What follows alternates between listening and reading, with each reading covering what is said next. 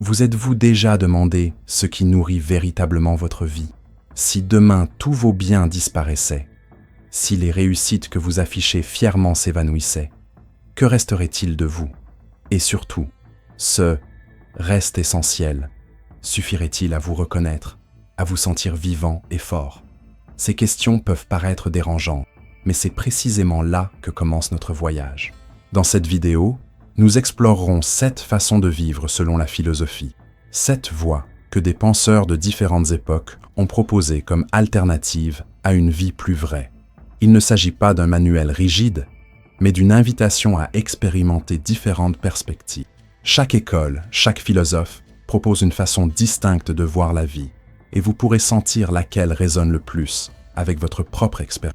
Et au final, nous arriverons à ce que je considère comme la plus complète, la plus profonde et la plus transformatrice émotionnellement, la philosophie de Spinoza.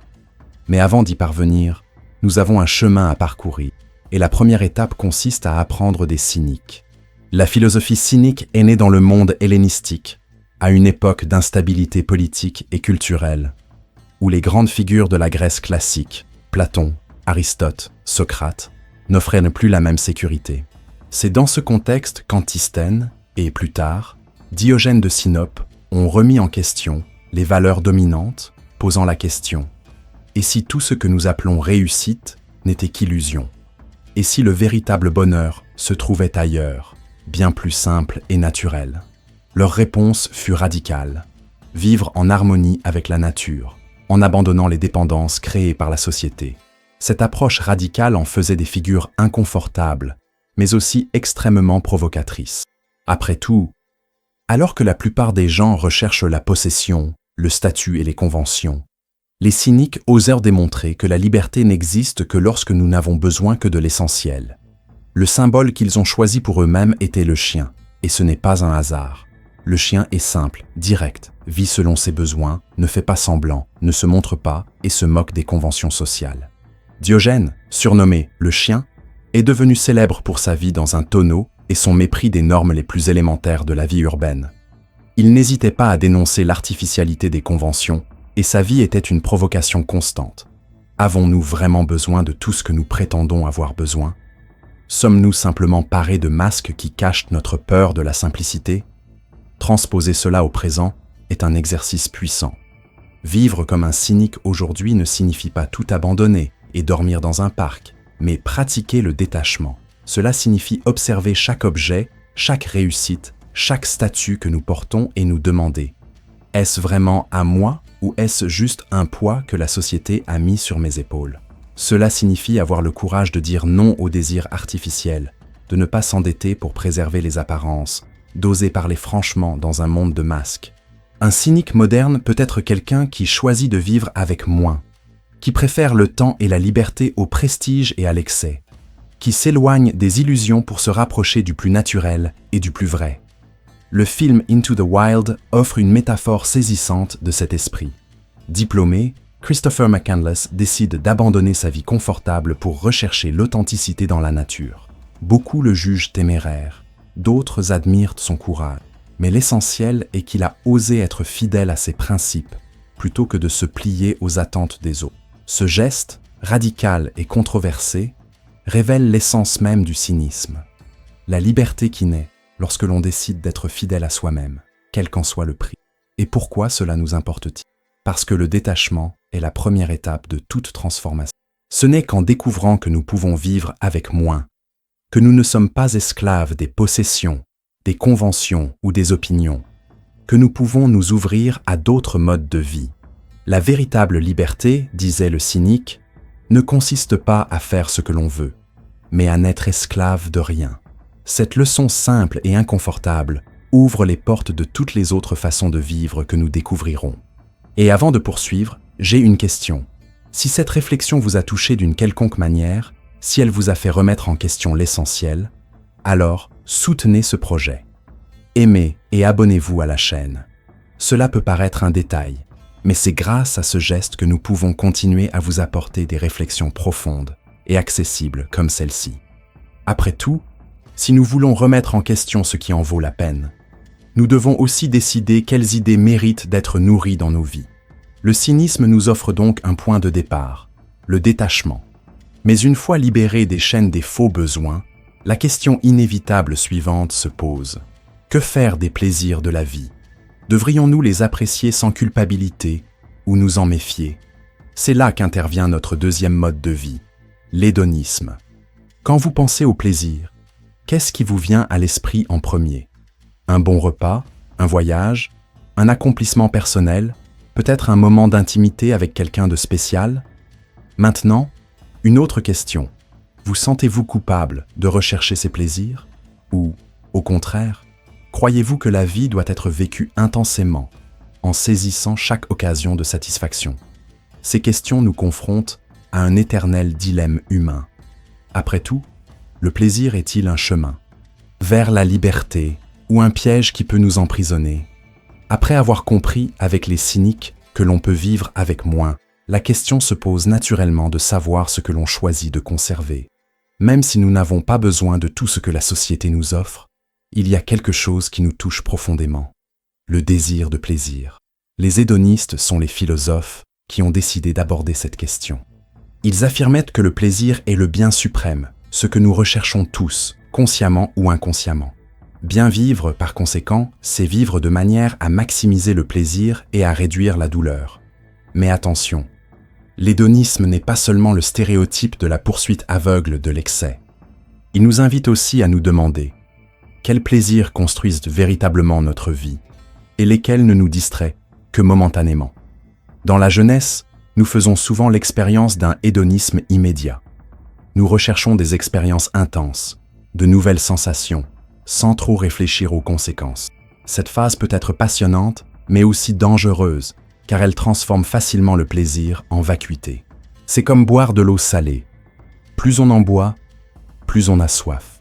Le philosophe Aristote a dit un jour que la recherche effrénée du plaisir est typique des jeunes, avides de nouveautés, mais incapables de mesurer ce qui leur est réellement bénéfique. Par conséquent, l'hédonisme ne devient une philosophie mature que lorsque nous apprenons à distinguer les plaisirs éphémères des plaisirs porteurs de croissance, de connexion et de sens. On trouve un exemple frappant de cette réflexion dans le film Y tu m'amas, tant bien d'Alfonso Cuarón. Deux adolescents mexicains, Julio et Tenoch, décident de se lancer dans un voyage empreint d'excès, sexe, drogue, aventure, aux côtés de Luisa, une femme plus âgée. Pour les garçons, le plaisir est immédiat, un moyen d'échapper à la monotonie. Mais pour Luisa, confrontée à une profonde douleur personnelle, le plaisir prend une autre dimension.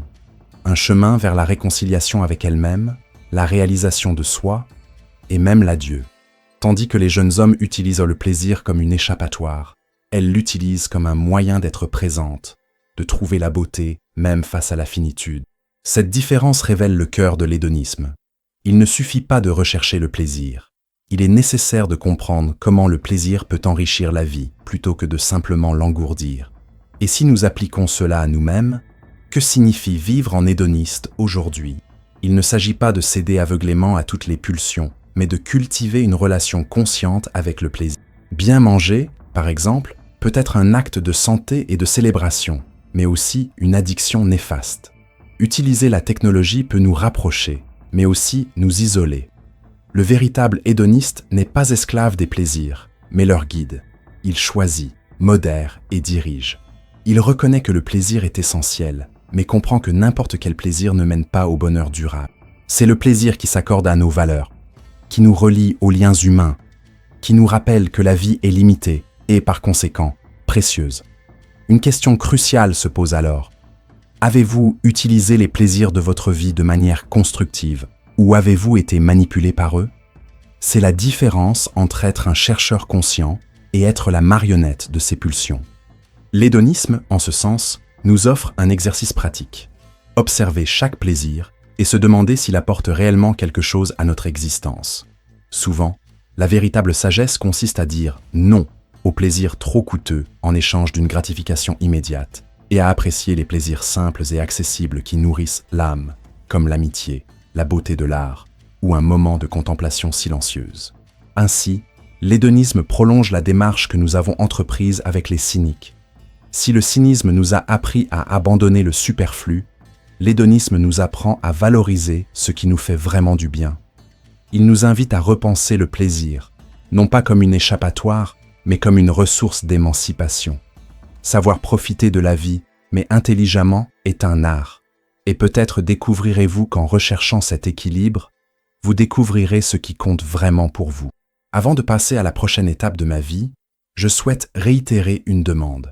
Si ces réflexions m'ont interpellé jusqu'ici, et si vous avez apprécié explorer ces chemins philosophiques avec moi, abonnez-vous à la chaîne et laissez un j'aime.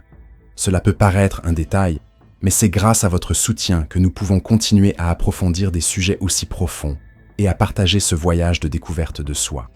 L'hédonisme est donc une invitation à éprouver du plaisir en toute conscience. Mais même le plaisir, bien maîtrisé, ne résout pas toutes nos angoisses. Après tout, il y a des moments où nous avons besoin de plus de solidité, de plus de stabilité, surtout face à la douleur, à la perte et à l'incertitude. Et c'est précisément là que nous entrons dans la troisième voie de vie, le stoïcisme, cette philosophie qui nous apprend à trouver sérénité et force au milieu des tempêtes de la vie. Combien de fois vous êtes-vous senti dépassé par quelque chose qui vous échappait totalement? Une perte inattendue, une injustice inévitable, un changement soudain qui a bouleversé tous vos projets. Et dans ces moments-là, que faites-vous? Désespérer, vous mettre en colère ou rester calme? Peut-être avez-vous réalisé que c'est précisément dans ces moments-là que la philosophie cesse d'être une théorie abstraite pour devenir une force vitale. C'est là qu'interviennent les stoïciens, proposant un mode de vie qui reste inébranlable, même lorsque tout s'écroule autour de vous. Le stoïcisme est né à Athènes, mais s'est surtout épanoui à Rome, au cœur d'un empire qui exigeait discipline, devoir et résilience. Ses principaux représentants, Sénèque, Épictète et Marc Aurèle, ne discutaient pas de philosophie à huis clos, mais dans les tribunaux, sur les champs de bataille et en prison. Pour eux, bien vivre ne consistait pas à se protéger de la douleur, mais à affronter la vie avec courage, à cultiver la vertu comme guide et à accepter sereinement tout ce qui nous échappe. L'idée centrale peut se résumer ainsi. Nous ne contrôlons pas les événements, mais nous contrôlons toujours nos réactions. Cette simple distinction entre ce qui dépend de nous et ce qui ne dépend pas de nous est l'un des outils les plus puissants que la pensée humaine ait jamais offert. Imaginez un instant le nombre d'heures que vous avez passées à essayer de changer des choses qui échappent à votre contrôle. L'opinion des autres, le passé, l'humeur de quelqu'un et même la mort. Les stoïciens diraient, c'est du gaspillage d'énergie. La vie devient plus facile lorsque nous acceptons l'existence de forces supérieures que nous ne pouvons contrôler et que nous concentrons toute notre attention sur ce qui est en notre pouvoir, nos choix, nos actions, notre intégrité. Le cinéma nous offre un portrait saisissant de cet esprit à travers la figure de Maxime, personnage central du film Gladiator. Il incarne la discipline, la loyauté et le courage d'affronter l'adversité avec dignité. Cependant, une nuance importante s'impose. Maxime est également animé par le désir de vengeance et, à cet égard, il s'éloigne de l'idéal stoïcien. Le véritable stoïcien ne se laisse pas guider par des passions aveugles, mais agit toujours au nom de la vertu. Un exemple plus proche serait le personnage de Proximo, maître des gladiateurs, qui accepte la vie telle qu'elle est, s'adaptant aux circonstances et conservant sa sérénité, même face à la mort. Cette attitude révèle l'essence même du stoïcisme. Vivre selon la raison, conserver fermeté et équilibre face aux fortunes et aux malheurs. Vivre comme un stoïcien aujourd'hui, c'est avant tout cultiver la sérénité dans un monde qui semble conspirer contre le calme. Cela signifie examiner chaque situation et se demander « Est-ce que cela dépend de moi ou non ?» Si oui, je dois agir avec détermination et courage. Sinon, je dois l'accepter sereinement. Cet exercice peut paraître simple, mais il est transformateur. Imaginez combien d'anxiété disparaîtrait si vous appliquiez ce critère quotidiennement. Combien de fois la colère perdrait-elle son pouvoir si vous acceptiez que l'autre ne soit pas sous votre contrôle? Combien de fois la tristesse deviendrait moins oppressante si vous compreniez que même la perte fait partie de l'ordre naturel de la vie? Les stoïciens nous rappellent également que la vertu est le véritable bien. L'argent, le pouvoir et la célébrité sont extérieurs, instables et éphémères. Seul le caractère, la droiture et la cohérence demeurent, des qualités que personne ne peut nous enlever. Cette perspective est profondément libératrice, car elle se concentre non pas sur ce que nous recevons de la vie, mais sur ce que nous lui offrons. C'est comme si les stoïciens nous disaient « Vous ne choisissez pas le rôle qui vous est attribué dans cette pièce, mais vous pouvez toujours décider comment vous le jouerez. » Et la leçon la plus puissante réside peut-être dans leur approche de la mort. Pour Marc Aurèle, la mort n'est pas un ennemi, mais simplement une partie de la vie. Craindre la mort serait aussi irrationnel que craindre la chute des feuilles en automne. Cette acceptation transforme radicalement notre façon de vivre, car elle nous rappelle que chaque instant est précieux. Au lieu de nous paralyser, la conscience de la mort devient un stimulant pour vivre avec présence, courage et vertu. Si le cynisme nous a appris à lâcher prise et l'hédonisme à valoriser les plaisirs conscients, le stoïcisme nous donne la force d'affronter les inévitables tempêtes. Tel un rocher au milieu d'une mer déchaînée, il n'arrête pas les vagues, mais ne se laisse pas emporter par elles. Cette philosophie nous prépare à la vraie vie, celle que nous ne pouvons pas totalement contrôler, mais que nous pouvons vivre avec intégrité et plénitude. Si ces réflexions vous aident déjà à porter un regard neuf sur votre vie, je vous invite à nouveau à soutenir ce travail. Aimez la chaîne et abonnez-vous. Ce simple geste renforce la continuité de cette série et permet à davantage de personnes d'accéder à un contenu alliant philosophie et vie pratique. Si les stoïciens étaient là, ils diraient probablement « Utilisez bien ce que vous avez sous votre contrôle ». Soutenir cette chaîne est un choix qui ne dépend que de vous. Le stoïcisme nous enseigne à trouver la paix même en temps de guerre. Mais un philosophe est allé plus loin en posant la question « Et si, au lieu de simplement accepter le destin, nous l'aimions ?» Cette question nous conduit à la 4e façon de vivre, inspirée par Nietzsche, et au défi de dire un « oui » inconditionnel à la vie, sous toutes ses formes. Et si votre vie devait se répéter sans cesse, exactement comme aujourd'hui, chaque joie, chaque douleur, chaque geste, chaque échec, chaque victoire, tout revenait sans rien changer. Supporteriez-vous cette éternelle répétition ou désespéreriez-vous face à elle? C'est la provocation de Friedrich Nietzsche avec son idée de l'éternel retour, l'une des réflexions les plus intenses et transformatrices de la philosophie. Après avoir appris des cyniques à lâcher prise, des hédonistes à savourer consciemment et des stoïciens à rester fermes face à l'inévitable, Nietzsche nous met au défi de franchir une étape encore plus audacieuse. Non seulement accepter la vie, mais l'aimer dans toutes ses nuances, même dans les souffrances les plus intenses. Nietzsche croyait que la vie ne devait pas être jugée selon des critères extérieurs, comme une récompense future ou une promesse de salut. Pour lui, la valeur de la vie réside dans le fait de vivre, d'où sa proposition d'amor fati, l'amour du destin. Aimer le destin ne signifie ni résignation ni passivité, mais un oui courageux à tout ce qui arrive. C'est regarder sa propre existence, avec ses blessures et ses cicatrices, et affirmer malgré tout « Je choisirai de revivre cela ». C'est une position de radicalisme existentiel, car elle nous oblige à accepter même ce que nous rejetterions habituellement. Au cinéma, une brillante métaphore de ce concept apparaît dans « Un jour sans fin ». Phil Connors, interprété par Bill Murray, se retrouve prisonnier d'un cycle où le même jour se répète sans cesse. Au début, il éprouve de la confusion, puis de l'ennui, de l'angoisse, et même le désir de renoncer à la vie. Mais au fil du temps, il réalise quelque chose d'extraordinaire. S'il ne peut changer les circonstances extérieures, il peut se transformer. Il apprend à jouer du piano, à sculpter la glace, à aider les étrangers, à cultiver la compassion.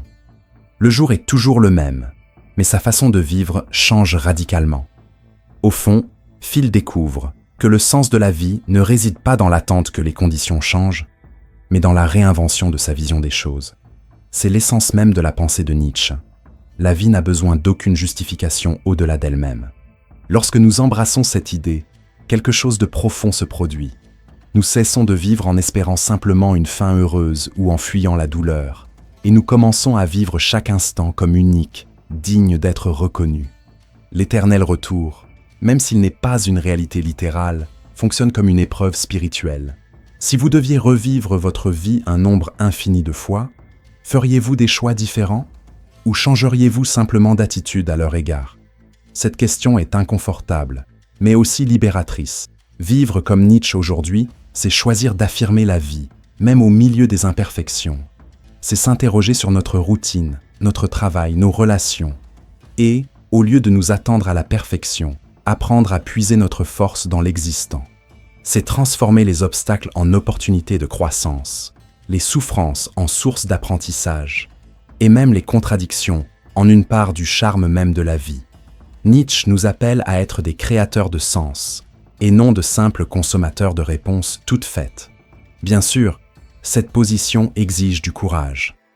Il est bien plus facile de se réfugier dans les promesses d'un lendemain meilleur ou dans des illusions qui retardent la vie. Mais Nietzsche ne voulait pas que nous soyons spectateurs de notre destin. Il voulait que nous devenions des danseurs de l'existence, des artistes qui transforment même la douleur en musique. Le oui inconditionnel qu'il propose n'est pas de la naïveté, mais la plus haute forme de force, embrasser la réalité sans la fuir. Si les stoïciens nous ont appris à supporter le destin, Nietzsche nous invite à l'aimer. Et cette petite différence change tout. C'est comme passer de la résistance à la célébration. Il ne s'agit pas d'endurer la vie sobrement, mais de la danser intensément. C'est pourquoi beaucoup considèrent Nietzsche comme un philosophe de l'affirmation, quelqu'un qui a voulu éveiller en nous une force vitale capable de transformer même l'absurde en motif de création. Et avant de poursuivre, permettez-moi de vous rappeler une chose dont vous avez pleinement le contrôle dès maintenant, soutenir ce travail. Si ces réflexions vous aident à voir la vie sous un angle différent, si vous sentez que ce contenu vous ouvre de nouvelles perspectives, n'hésitez pas à aimer la chaîne et à vous y abonner. C'est ainsi que nous pouvons, ensemble, perpétuer ce voyage philosophique. Nietzsche nous lance un défi captivant, vivre chaque instant comme s'il était éternel. Mais après avoir embrassé le destin avec une telle intensité, une question inévitable se pose. Comment cultiver la tranquillité intérieure au milieu de tout cela? Comment vivre simplement, sans excès, mais avec une joie authentique? C'est la proposition de la 5e voie de vie, la voie des épicuriens. De combien de choses pensez-vous avoir réellement besoin pour être heureux? Réfléchissez-y honnêtement. Y en a-t-il vraiment autant, ou la plupart de vos aspirations ne sont-elles que le reflet de ce que la société vous a convaincu de désirer? Cette question est essentielle pour comprendre les épicuriens, l'une des écoles philosophiques les plus méconnues de l'histoire. Beaucoup pensent que l'épicurisme signifie rechercher des plaisirs sans limite, mais c'est en réalité l'inverse. Il s'agit d'apprendre à vivre simplement, en reconnaissant que les plaisirs les plus profonds ne requièrent pas l'excès, mais plutôt l'équilibre et la conscience. Épicure, le fondateur de cette philosophie, croyait que le véritable bonheur résidait dans l'ataraxie, c'est-à-dire dans la tranquillité de l'âme. Cette tranquillité naît lorsque nous abandonnons les peurs inutiles, comme la peur des dieux ou de la mort, et lorsque nous nous libérons de l'esclavage du désir sans fin. Pour Épicure, il existe des plaisirs naturels et nécessaires, comme manger quand on a faim, se reposer quand on est fatigué et passer du temps avec des amis sincères. Et il existe des plaisirs artificiels, imposés par la société, comme la quête obsessionnelle de richesse, de statut ou de reconnaissance. La sagesse consiste à savoir les distinguer et à choisir ce qui nous nourrit véritablement. Au cinéma, on trouve une représentation curieuse et charismatique de cet esprit dans The Big Lebowski des frères Coen. Le protagoniste, connu sous le nom de The Dude, mène une vie simple. Il n'est pas riche, n'a pas d'ambition grandiose et ne cherche pas à impressionner qui que ce soit. Son quotidien se résume au bowling, à la musique, aux conversations entre amis et à quelques verres de sa boisson préférée. À première vue, il semble être un vaurien désorienté, mais au fil de l'histoire, on découvre quelque chose de plus profond.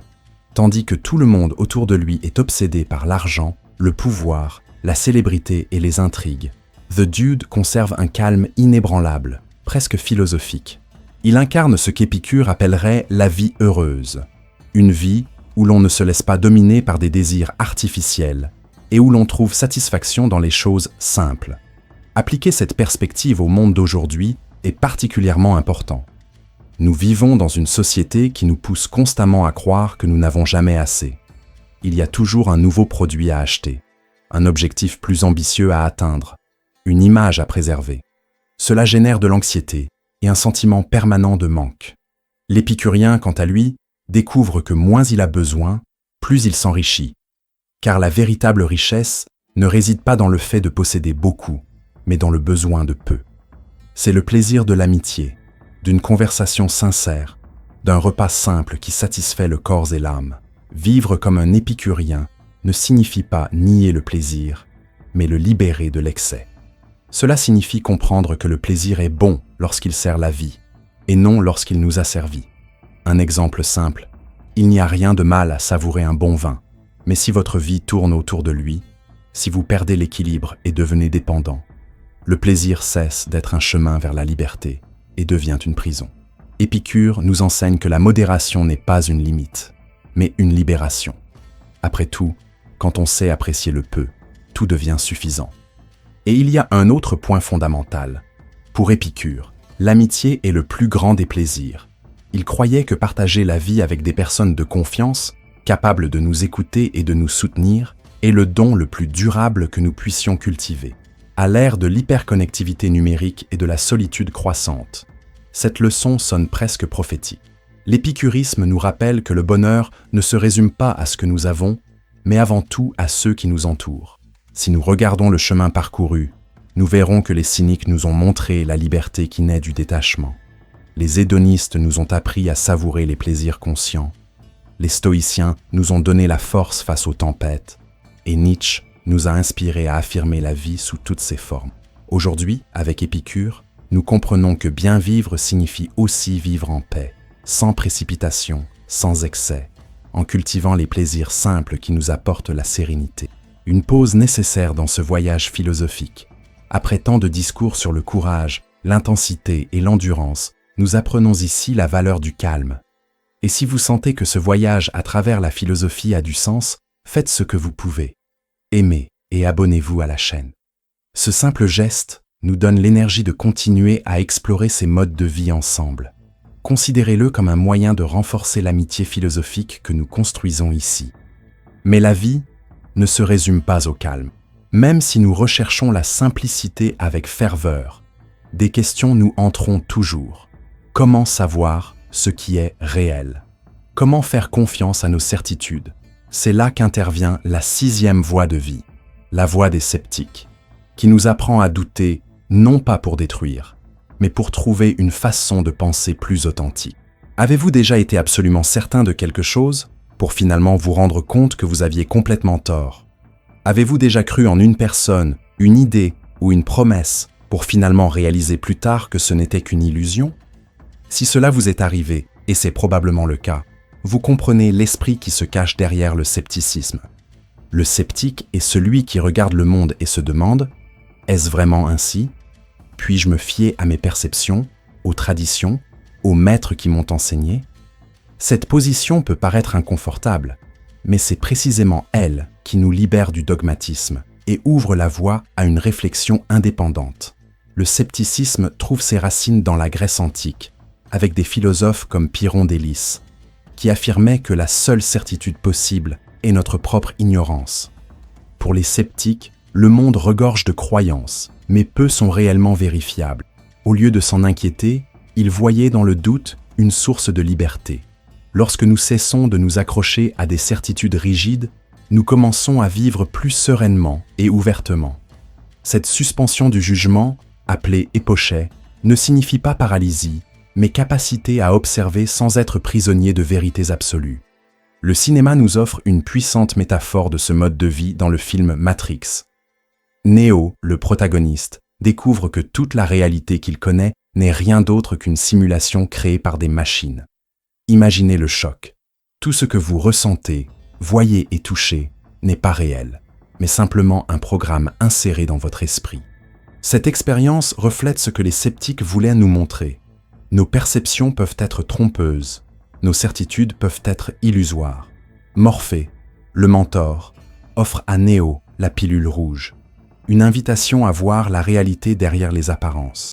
Mais le détail le plus intéressant est que même Morphée n'est pas exempt de dogmatisme. Il est absolument certain que Neo est l'élu, une certitude qui doit également être remise en question. Ainsi, Néo ne devient véritablement libre que lorsqu'il remet en question non seulement la matrice, mais aussi les croyances de son propre maître. C'est là le cœur du scepticisme. Il ne suffit pas de rompre avec les illusions de la société. Il faut aussi avoir le courage de remettre en question les vérités qui nous ont libérés. Cela peut paraître paradoxal, mais c'est libérateur. Pensez à votre propre vie. Combien de croyances portez-vous en vous parce qu'elles vous ont été transmises par vos parents, vos enseignants ou les autorités? Combien d'idées n'avez-vous jamais vraiment examinées? Vivre en sceptique, c'est assumer sa propre responsabilité, même si cela implique de décevoir ses proches ou de renoncer à des convictions confortables. Dans le monde d'aujourd'hui, cette position est plus nécessaire que jamais. Nous vivons à une époque de surinformation, de fausses nouvelles, de manipulation idéologique et de discours qui se présentent comme des vérités indiscutables. Le sceptique moderne n'est pas quelqu'un qui nie tout par rébellion, mais quelqu'un qui suspend son jugement, observe, enquête, et ce n'est qu'ensuite qu'il décide. C'est quelqu'un qui sait dire « je ne sais pas » sans honte, car il comprend que reconnaître son ignorance est le premier pas vers toute forme de sagesse. Mais il y a un détail fondamental. Le scepticisme n'est pas seulement une technique intellectuelle, c'est aussi un mode de vie émotionnellement plus léger. Quand on n'est pas lié par des certitudes absolues, on n'a pas besoin de se battre sans fin pour les défendre. Quand on accepte que la vie est pleine d'ambiguïté, on trouve une paix curieuse, car on n'exige pas que le monde soit différent de ce qu'il est. Cette sérénité face au doute est ce que les sceptiques appelaient l'ataraxie, la même tranquillité recherchée par Épicure, mais atteinte ici par un chemin différent, non par le plaisir, mais par la suspension du jugement. Si nous regardons le chemin parcouru jusqu'ici, nous découvrons un arc fascinant. Nous avons commencé avec les cyniques, qui nous ont enseigné le détachement. Nous sommes passés par les hédonistes, qui nous ont montré la valeur du plaisir conscient, les stoïciens, qui nous ont donné la constance, Nietzsche, qui nous a invités à affirmer la vie, Épicure, qui nous a enseigné la simplicité et l'amitié.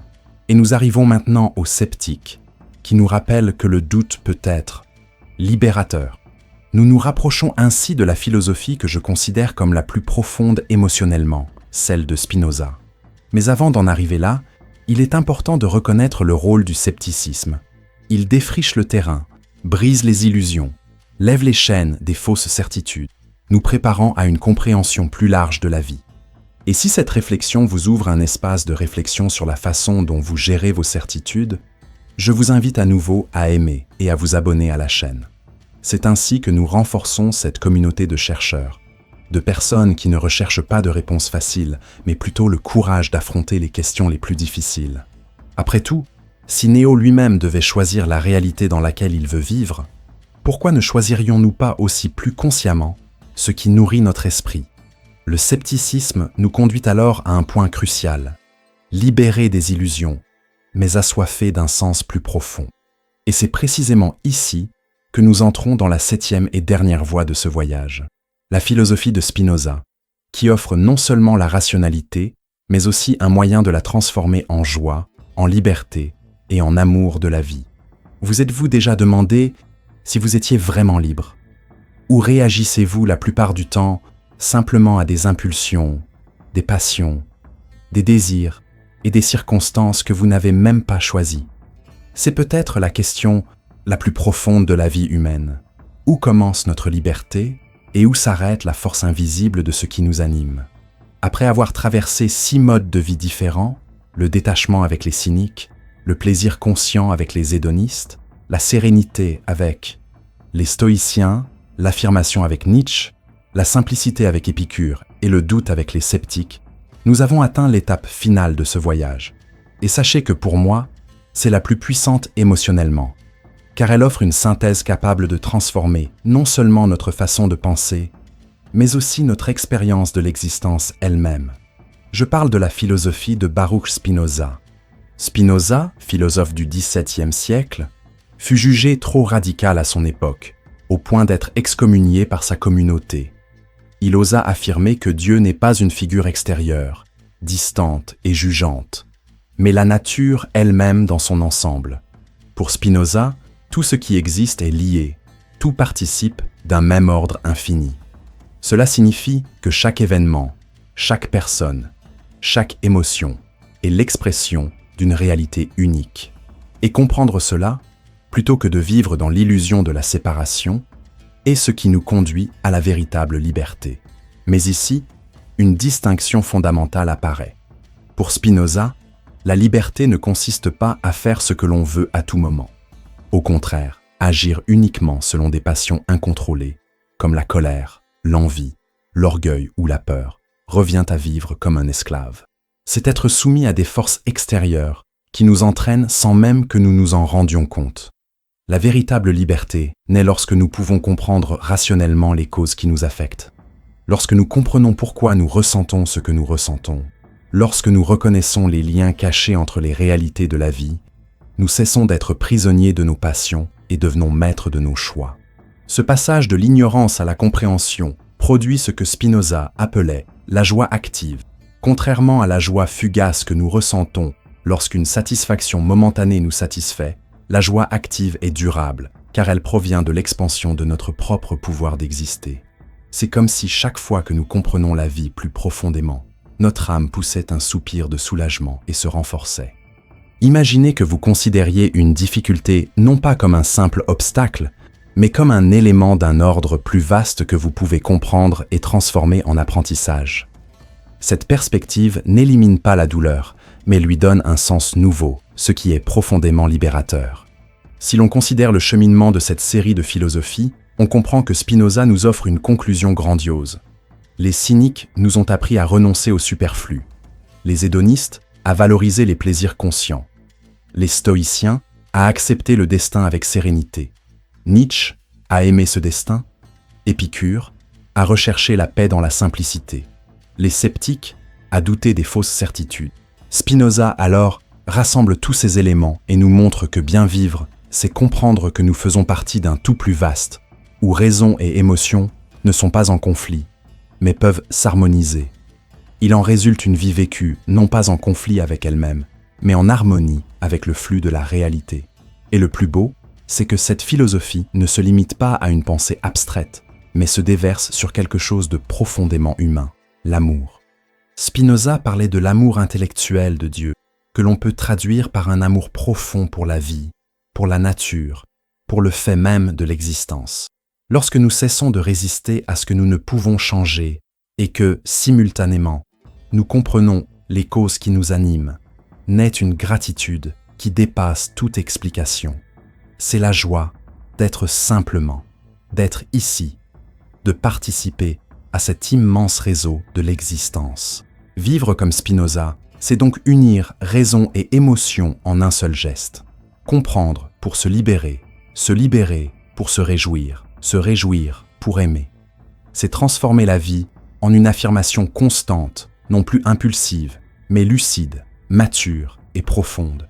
C'est trouver la paix non pas dans la fuite, mais dans l'immersion dans sa propre réalité.